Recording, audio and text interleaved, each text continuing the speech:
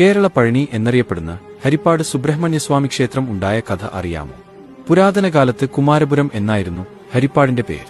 ഇവിടെയുള്ള പ്രധാന ക്ഷേത്രം കീഴ്ത്തിക്കോവിൽ ക്ഷേത്രമായിരുന്നു. ദ്വിബാഹുവായ ബാലസുബ്രഹ്മണ്യൻ പ്രധാന പ്രതിഷ്ഠയായ ഈ ക്ഷേത്രത്തിന് സമീപം ഒരു മഹാക്ഷേത്രം പണികഴിപ്പിക്കാനും അവിടെ അയ്യപ്പസ്വാമിയെ പ്രതിഷ്ഠിക്കാനും കുമാരപുരത്തെ നാട്ടുപ്രമാണികൾ തീരുമാനിച്ചു. അതിനായി അവർ വിദഗ്ധരായ പണിക്കാരെ പല നാടുകളിൽ നിന്നും കൊണ്ടുവരികയും ക്ഷേത്രനിർമ്മാണം ആരംഭിക്കുകയും ചെയ്തു. അങ്ങനെ മാസങ്ങൾക്കുള്ളിൽ അവിടെയൊരു മഹാക്ഷേത്രം ഉയർന്നുവന്നു. തുടർന്ന് പ്രതിഷ്ഠയ്ക്കും മറ്റ് ചടങ്ങുകൾക്കുമായി നാട്ടുകാരായ ഭക്തജനങ്ങൾ ഒരുങ്ങി. ഒരു ദിവസം രാത്രി കുമാരപുരത്തെ എല്ലാ പ്രമാണികൾക്കും ഒരേ സമയം ഒരു സ്വപ്നദർശനമുണ്ടായി. അതിദിവ്യനായ ഒരു സന്യാസി തങ്ങളുടെ മുന്നിൽ പ്രത്യക്ഷപ്പെട്ട് പുതിയ ക്ഷേത്രത്തിൽ അയ്യപ്പനെയല്ല സുബ്രഹ്മണ്യനെയാണ് പ്രതിഷ്ഠിക്കേണ്ടതെന്ന് അരുളി ചെയ്യുന്നതായിട്ടായിരുന്നു സ്വപ്നദർശനം.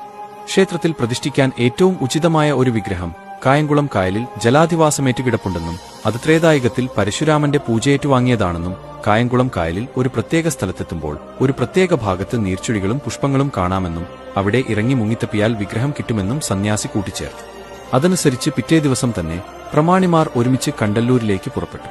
സ്വപ്നത്തിൽ പറഞ്ഞതുപോലെ ഒരു സ്ഥലത്ത് നീർച്ചുഴികളും പുഷ്പങ്ങളും വലം വയ്ക്കുന്നത് അവർക്ക് കാണാനിടയായി. അതനുസരിച്ച് അവർ തങ്ങളുടെ സഹായികളോട് പ്രസ്തുത സ്ഥലത്ത് മുങ്ങിത്തപ്പാൻ അറിയിക്കുകയും അതനുസരിച്ച് സഹായികൾ കായലിലിറങ്ങി മുങ്ങിത്തപ്പുകയും ചെയ്തു. അങ്ങനെ വിഗ്രഹം ലഭിക്കുകയും ചെയ്തു. വിഗ്രഹം കണ്ടെടുത്ത സ്ഥലത്തിന് അതുവഴി കണ്ടനല്ലൂർ എന്ന പേര് വരികയും പിന്നീട് ഇത് ലോപിച്ച് കണ്ടല്ലൂർ എന്നായി മാറുകയും ചെയ്തു. തുടർന്ന് പ്രമാണിമാരും സഹായികളും കൂടി വിഗ്രഹവും കൊണ്ട് ഘോഷയാത്രയായി കുമാരപുരത്തേക്ക് പുറപ്പെട്ടു. പമ്പാനദിയുടെ ഒരു കൈവഴിയായ പായിപ്പാട്ടാറ്റിലൂടെ 3ഓളം വള്ളങ്ങളിലായാണ് അവർ യാത്ര നടത്തിയത്. ഈ യാത്രയുടെ സ്മരണയ്ക്കായാണ് ഇന്നും ചിങ്ങമാസത്തിലെ ചതയം നാളിൽ പായിപ്പാട്ടാറ്റിൽ വള്ളംകളി നടത്തിവരുന്നത്. കുമാരപുരത്തെ ക്ഷേത്രത്തിൽ വിഗ്രഹം എത്തിക്കുന്നതിന് അല്പം മുമ്പ് ഒരു സ്ഥലത്ത് വിഗ്രഹം ഇറക്കിവെച്ച് വിശ്രമിക്കാൻ തീരുമാനിക്കുകയും അതനുസരിച്ച് അരനാഴിക നേരം വിശ്രമിക്കുകയും ചെയ്തു. കാലാന്തരത്തിൽ അവിടെയും ഒരു സുബ്രഹ്മണ്യ ക്ഷേത്രം ഉയർന്നുവരികയുണ്ടായി. ഇന്ന് അത് അരനാഴിക ക്ഷേത്രം എന്നറിയപ്പെടുന്നു.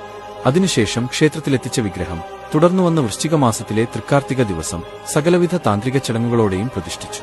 പ്രതിഷ്ഠാമുഹൂർത്തത്തോടടുത്ത സമയത്ത് ക്ഷേത്രത്തിൽ ഒരു ദിവ്യപുരുഷൻ പ്രത്യക്ഷപ്പെട്ടുവെന്നും അത് പരശുരാമൻ തന്നെയായിരുന്നെന്നും അദ്ദേഹമാണ് പ്രതിഷ്ഠാകർമ്മങ്ങൾക്ക് നേതൃത്വം നൽകിയതെന്നും പറയപ്പെടുന്നു. മഹാവിഷ്ണുവിന്റെ അവതാരമായ പരശുരാമന്റെ പാദം പതിഞ്ഞ സ്ഥലം ഹരിപ്പാദപുരം എന്നും കാലാന്തരത്തിൽ ഹരിപ്പാടെന്നും അറിയപ്പെടാൻ തുടങ്ങി.